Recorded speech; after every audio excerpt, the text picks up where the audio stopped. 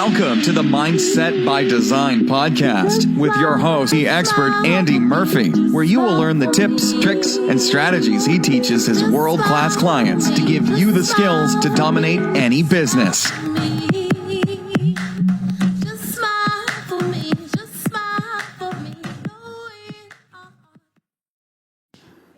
What's going on, Mindset by Design crew, and welcome to episode 288.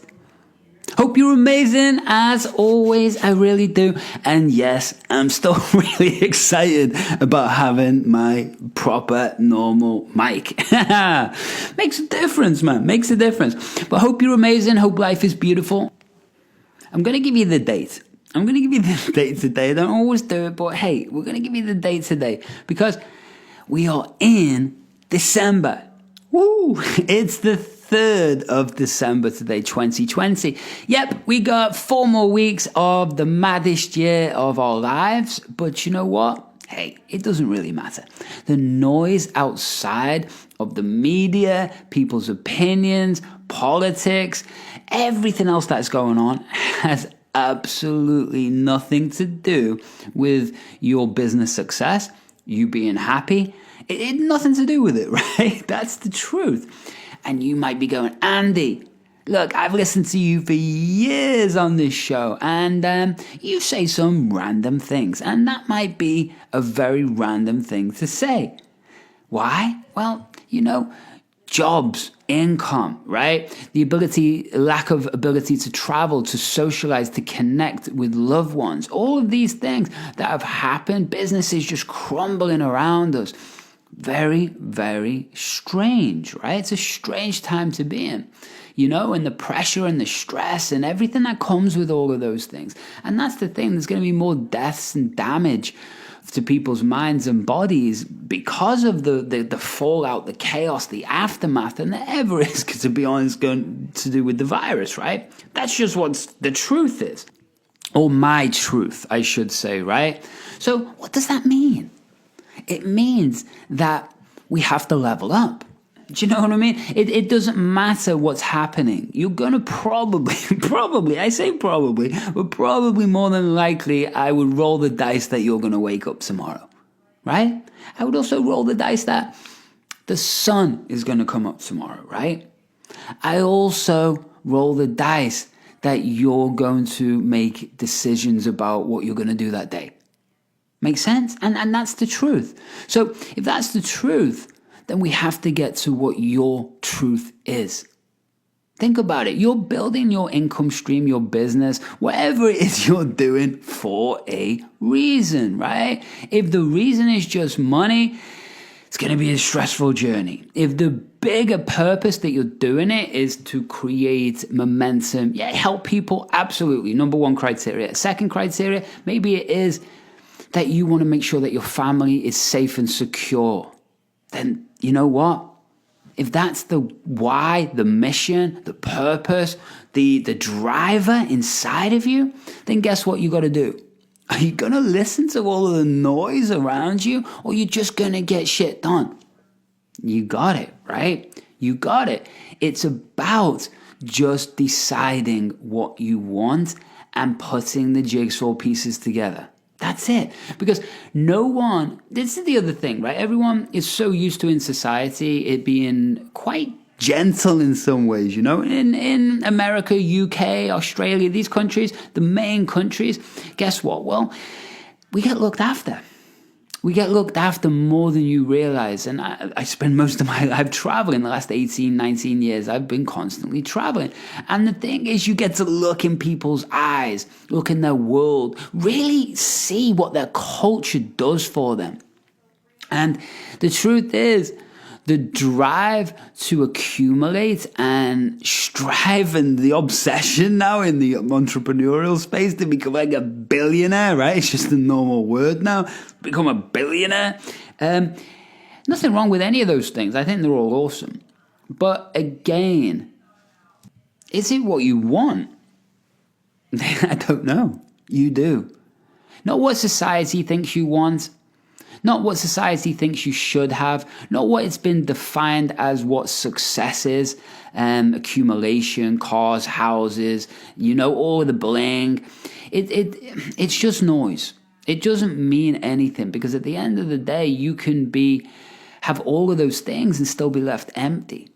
And I know I've met and seen thousands of those people over the years, and that doesn't matter. I have a story from a client of mine many years ago in LA, and his friend, she was worth $100 million. And I say worth, financial worth, not self-worth, right? So she was worth financially $100 million. Quite a lot of cash, right? It's quite a lot of money. And he said she was beautiful, she was funny, she was a really nice person. But every Saturday night, guess what happened? Yeah, she stayed in on her own in this massive, massive mega mansion. Sad, lonely. Why? Because she didn't have that self-worth inside of her, right? She wasn't enjoying life. She wasn't having fun. Whatever the circumstances were, I don't know. But again, the accumulation became the driver, not the happiness, not the fun, not the intuition, not the purpose, right? Not creating a business or income stream for a purpose. We don't always have to change the world, right? And this is what gets taught. We've got to have this bigger purpose. I want to change the world, change the world. All right, how's that working out? It's quite a big project, isn't it? But what would happen if you just focused on changing your world? Does that make sense? Because your world is created externally by the internal.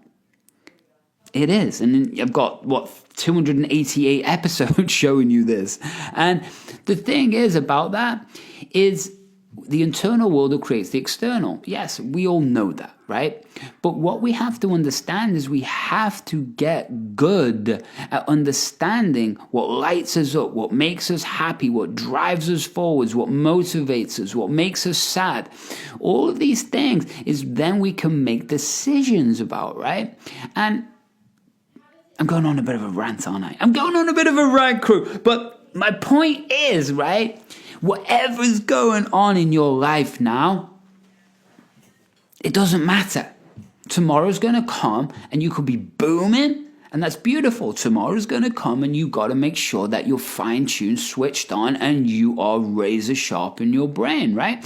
Got to make sure also, if you're dipped right now in a bad situation or a messy situation, understand the only thing that is going to get you out of it or into, right, towards, not away, towards what we want and step into that future dream is by building, right? Building. You don't get to see the end result of a jigsaw puzzle without putting the pieces together. It's the same with life. Nobody wins a gold medal at the Olympics if they haven't gone through the highs and lows. It just doesn't happen, because the experience that creates is the experience that and the wisdom that gets them to cross that finish line first. It's the same with you. There's no difference.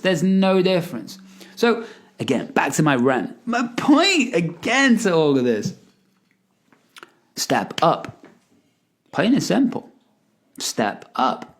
I've been bankrupt. I've had nervous breakdowns. I've been homeless. I've been broke. Couldn't afford food. Couldn't afford rent. I've lived all around the world. I've slept on couches and had all my stuff in the back of my car, the trunk, the boot. So what?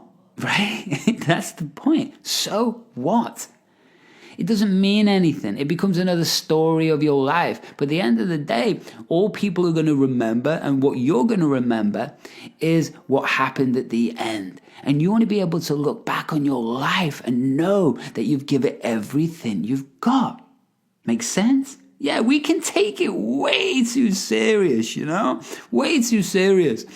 I really believe that life is like a computer game. I really believe that. Besides, we're going into the woo-woo with the synchronicity and the frequency, for sure.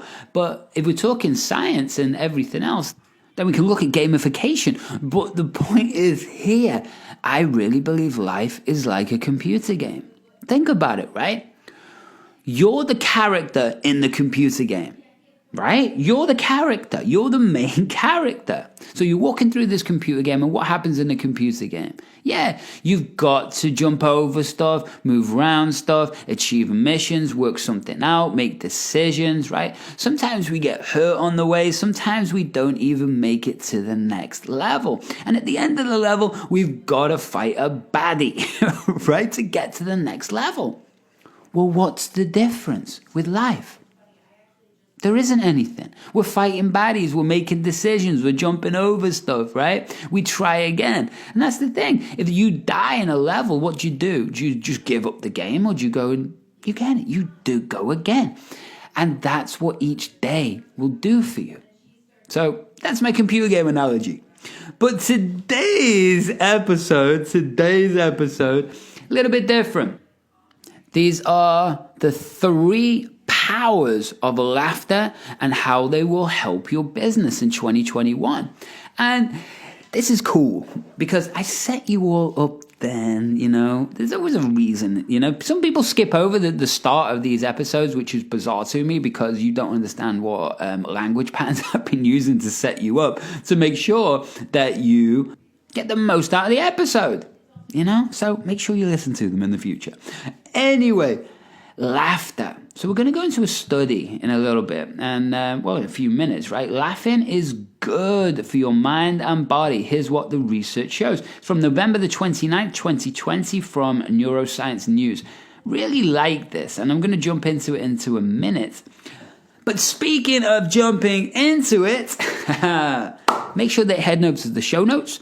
And it depends what platform you're on. Not every platform now has show notes. If you're on using like the podcast app on your iPhone, then guess what? Yeah, there's show notes. So scroll down. You're going to see lots of links. If you're in anything else like Spotify or anywhere else, then guess what? Head over to andymurphy.biz and there's loads of awesome stuff for you. One of the awesome things for you is FireMind. Yes, the FireMind experience. That's coming out very soon. And I've got something awesome that's coming out next week too, which is going to help you set your mornings up and be on fire like you wouldn't believe, right? And I might even give it to you for free. So leave that with me. The next week, we'll put all the finishing touches are together, and I am pumped about the FireMind experience. So pumped. So keep a lookout for that. But head over to the show notes, making sure you're hanging out with me in the Facebook Incubator group. Make sure that you're connecting with me on LinkedIn. Make sure that you are messaging me. Make sure that you are ready for the next level. So make sure you're connecting with me somewhere, somehow, because I've got some incredible things that are going to make 2021 a year that you didn't even know how amazing it could be and how you could be, how amazing you can be. So keep looking, check those out. Until then, why don't we just jump into the show today? Sound good? Awesome. Let's go and do that right now. Let's go and take a look at why laughing is so powerful. And I'll see you at the end of the show.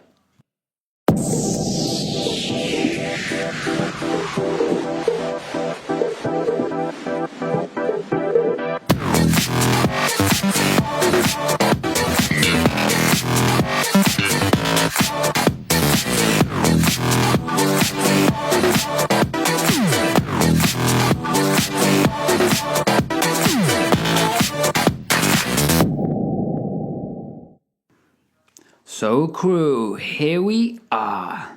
This could be a very interesting episode, to be honest. So make sure you got your cup of tea. Make sure you got your coffee. Again, if you're on a treadmill, don't be drinking coffee and tea. Might spill it. You might spill it. But wherever you are, this is an interesting one. Just for understanding. We take life so serious, you know what I mean? And no one gets out alive. So the truth is, we might as well just enjoy it. And does that mean that we should stop doing business in life? No, it means we should do it more, but it means we should enjoy it along the way. So, like I said before, this article is a brand new one from November the 29th from neurosciencenews.com. Really like it, So again, if you're new listeners, probably should have explained before that I have a bit of dyslexia. So my reading isn't always perfect. So you just got to go with me on it. I'm going to do my best with them all. And of course, I'm going to sprinkle my opinions and knowledge through all of this. Because why? Well, that's what I do. It's my show, right? So let's jump in. So what's interesting is the summary for this is researchers investigate how laughter improves both mental and physical well-being. Think about this, right? People begin laughing in infancy, where it helps develop muscles and upper body strength. Laughter is not just breathing. It relies on a complex combination of facial muscles, often including movements of the eyes, heads, and shoulders. Now, laughter, doing it or actually observing it, activates multiple regions of the brain. The motor cortex, which controls muscles. The frontal lobe, which helps you understand context. And the limbic system, which modulates positive emotions, actually emotions in general. So, turning on all these circuits strengthens neural nets, and it actually helps the brain be healthy by coordinating its activity. By activating the neural pathways of emotions like joy and mirth, laughter can improve your mood and make physical and emotional responses to stress less intense. For example, laughing may help control the brain's levels of neurotransmitter serotonin, similar to what antidepressants do. By minimizing your brain's response to threats, it limits the release of neurotransmitters and hormones like cortisol. And cortisol can actually wear down your cardiovascular, metabolic, and immune systems over time. Laughing's a kind of like an antidote to stress, which weakens these systems and increases vulnerability to diseases. Now, I love that, right? And I'm sure you understood about this with laughter.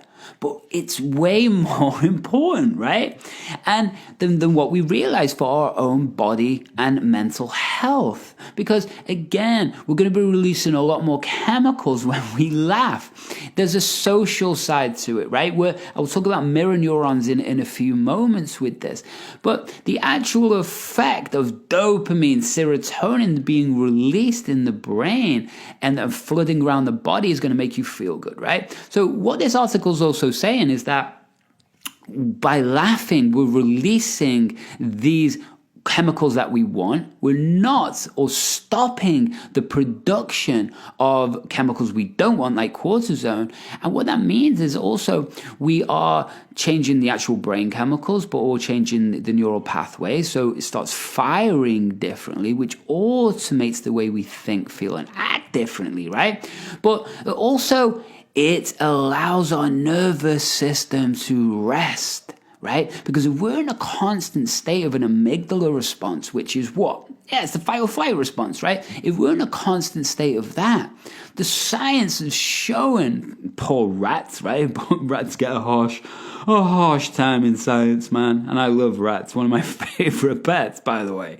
But it's a case of they're showing in rats that if there is too much going on or too much pressure or too many rats in the same environment, it actually causes massive amount of stress. And what that does is the rat, but it starts to act extremely differently than it would if it was on its own or just with one or two people, where they discovered that actually rats become a family unit and they actually help and save food for each other.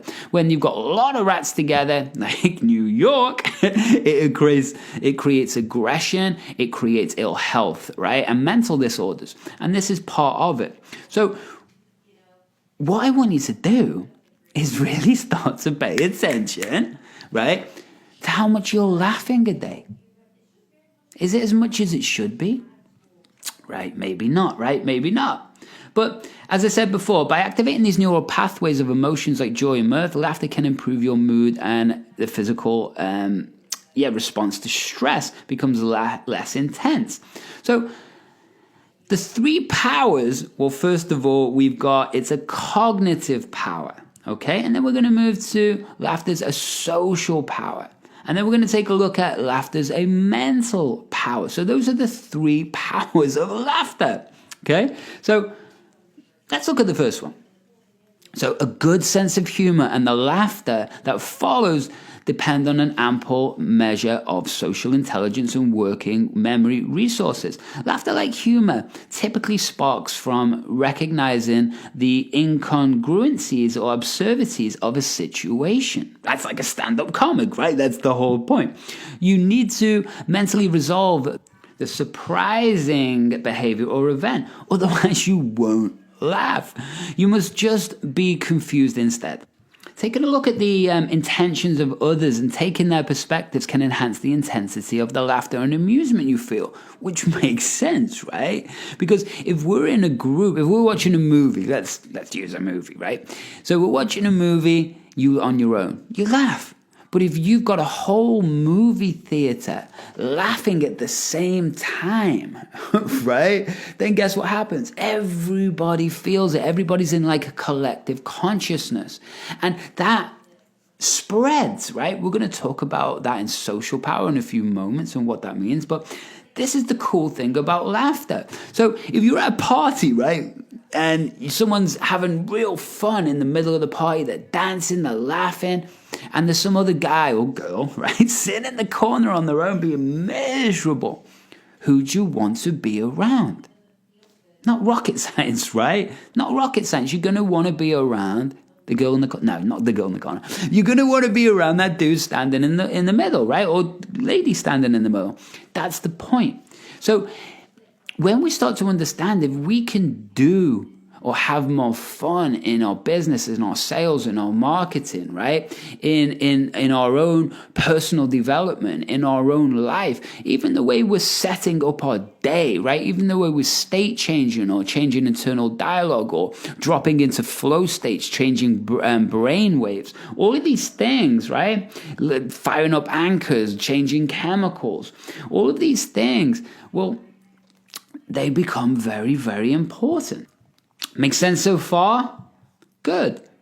Because that moves us to laughter and its social power. And we touched on it. Well, I touched on it just a little bit then. Because what it says in the article is this.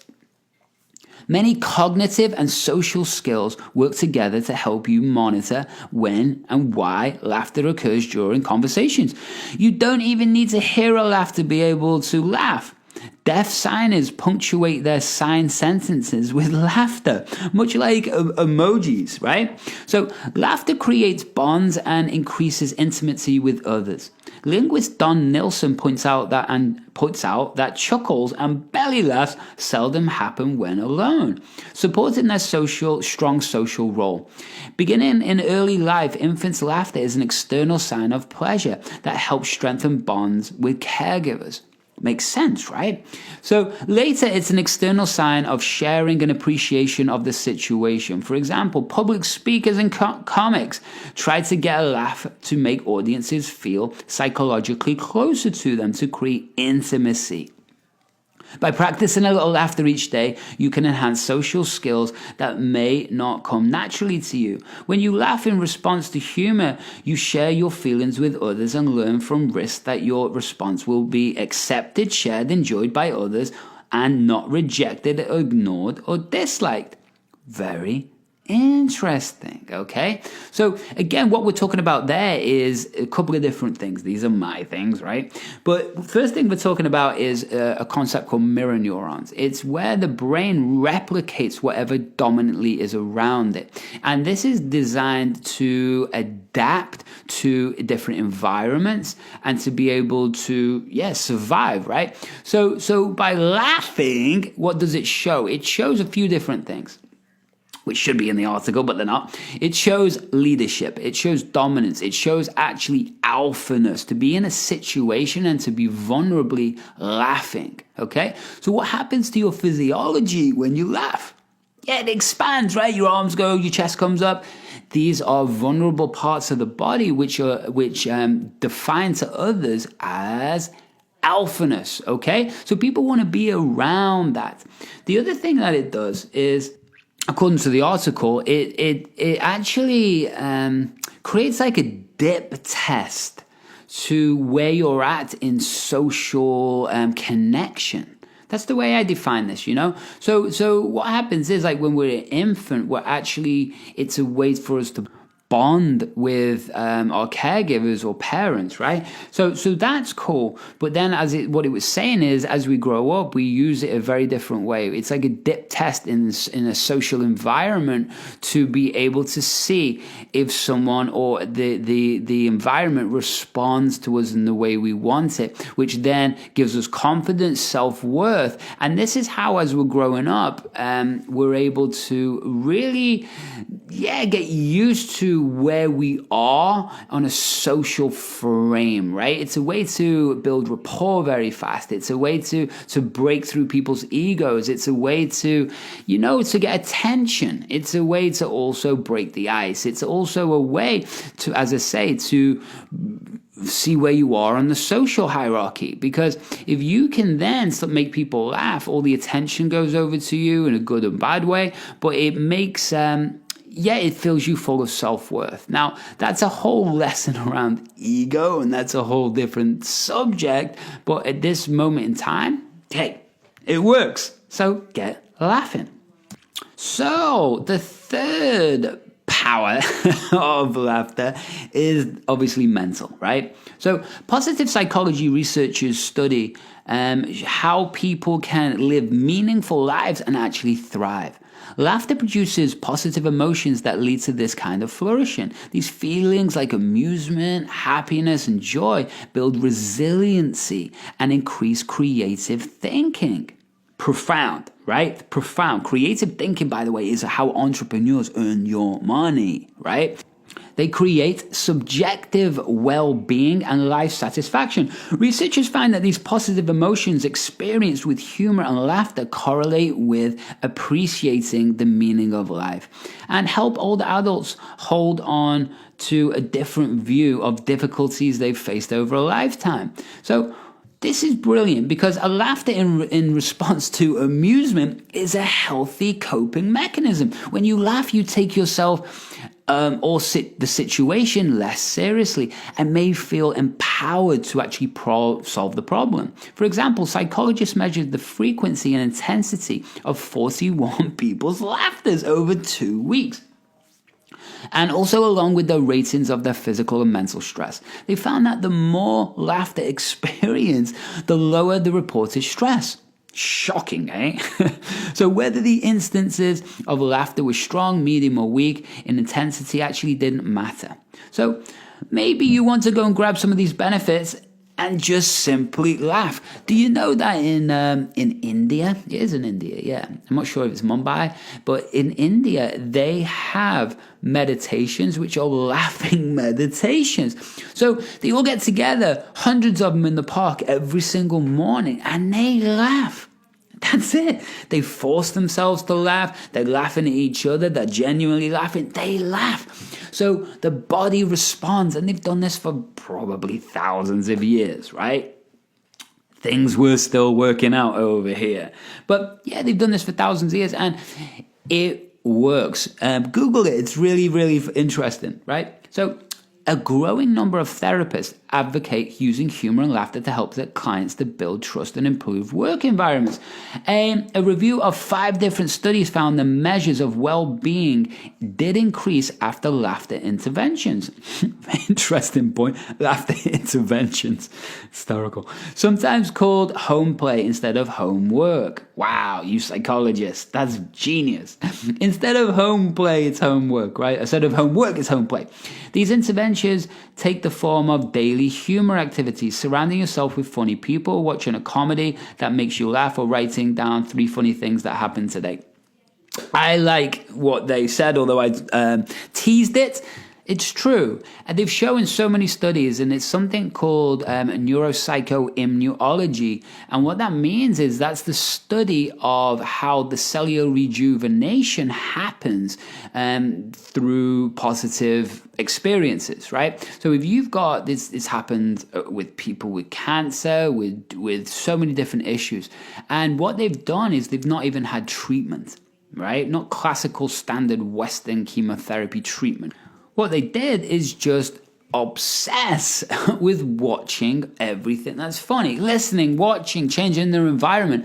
And what they've found is that their body regenerates. Why? Because you've taken them out of a stressful environment. And even if that stressful environment is only in their head, it's still a stressful environment with the wrong focus, the wrong chemicals, the wrong self-talk.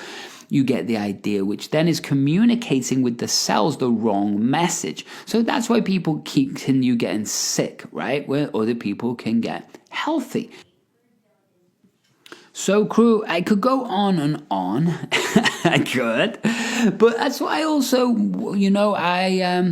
I've watched family members over the years, watching them get older, and they held on to so much stress from the past and trauma from the childhood.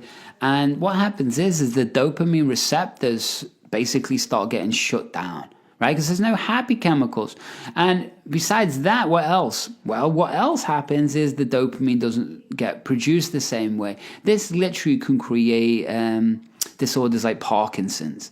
Besides heavy metal poisoning and all these other things, there's definitely a high psychological component, as also like with Parkinson's, there's many other things. It's serotonin production, a happy chemical. And what they found is that happy chemical gets produced in the gut more than it actually gets produced in the brain. So that ties into diets and nutrition and probiotics, prebiotics, and all the rest of it, right? So side note, make sure you're taking those too, because we need to keep that serotonin pumping high. Why? To keep you happy. And to keep you happy, then life and business is fun, and we go and kick ass. Sound good? Awesome. Hopefully you got something out of that today, because crew, there is the end of episode 288. So go back, listen to it, share it with someone, and head over to those show notes. But remember, if you want to find the latest and greatest, make sure that you are either hanging out in the incubator group on Facebook, or you have gone over to andymurphy.biz and signed up for something. Right now, we've got FireMind experience ready to launch, and the FireMind morning ready to give to you. And you're going to absolutely love it. You are. So, speaking of loving it, make sure you head over to those show notes. Make sure you're messaging me somewhere, somehow. And until the next time, you have an amazing week. Much, much love, and oh yeah, 288 times I've said this. Why don't you smile for me? Thanks so much for listening to today's episode of the Mindset by Design podcast with your host and NLP expert, Andy Murphy. We'll catch you next time.